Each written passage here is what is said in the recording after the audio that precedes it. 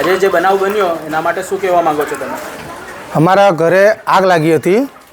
અડધો કલાકથી અમે ફાયર બ્રિગેડને ફોન કર્યો, નગરપાલિકા વોર્ડ નંબર 2ના નરેશભાઈ બધાને ફોન કર્યા અમે, પણ હજુ સુધી અમારા ઘરે બંબો પહોંચી નહીં શક્યો. એના કારણે અમારા ઘરે બધું સળગી જતું હતું.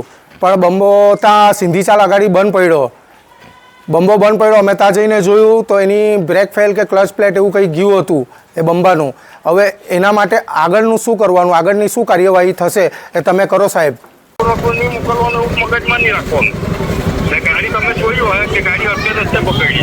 પણ સાહેબ અમારે તો એ જ કહેવાનું કે ગાડી કઈ નવી લાવો, અમારે એ જ કહેવાનું છે. હવે ધરમપુરની અંદર આગ લાગી ગઈ હોય સાહેબ, ધરમપુરની બરાબર છે, વાત તમારી બધી સાચી છે બરાબર. હવે તમારી પાસે એક જ બંબો છે, ધરમપુરની અંદર એક જ બંબો છે.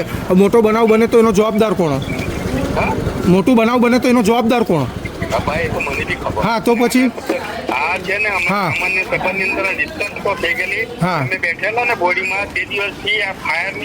પણ આજે આ ઘટના બની બરાબર, આ ઘટનાના પછાડી તમારો ફાયર બ્રિગેડ પહોંચી નહીં શક્યું તો એનું જવાબદાર કોણ? મને જવાબ આપો તમે. તમે જવાબદારી લો એની.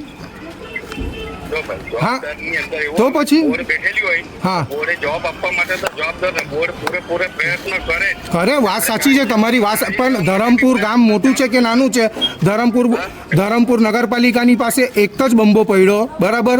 હવે ધરમપુરમાં મોટું બનાવ બને, મોટું કઈ બી બનાવ બને તો એનો જવાબદાર કોણ? હા મોટી ગાડી ઉઠી ને તો દરેક જગ્યાએ આપણે જતું ઉઠી ને કામ. હવે એની અંદર પેલું કે ને કે નવી ગાડી પેટી પેક ગાડી હોય તેની અંદર કોઈ ટેકનિકલ કઈ ખામી આવે એની અંદર આપણાથી શું થાય? મને એક વાત કરો ને તમે. બરાબર છે, 15-20 માણસો કામ કરે, શું કામના? નગરપાલિકા એમને પગાર ફાળવે છે એમને. અરે ભાઈ એમાં કઈ કર્મચારી નો આવે, એમનો જ રિસ્યો આવે ને. તમારી બધાની બેદરકારી છે એમાં, તમારી બધાની બેદરકારી છે એમાં. પણ બેદરકારી જ છે ને. કેમ તમે ટાઈમ ટુ ટાઈમ એને મેન્ટેનન્સ રાખો ગાડીને? એક ગાડી આપી છે તમને, ટાઈમ ટુ ટાઈમ મેન્ટેનન્સ રાખો એમનું. જોયું, બધું જોઈ લીધું મેં, બધું જોઈ લીધું, બધો વિડીયો ઉતારી લીધા મેં, બધું કરી લીધું બરાબર.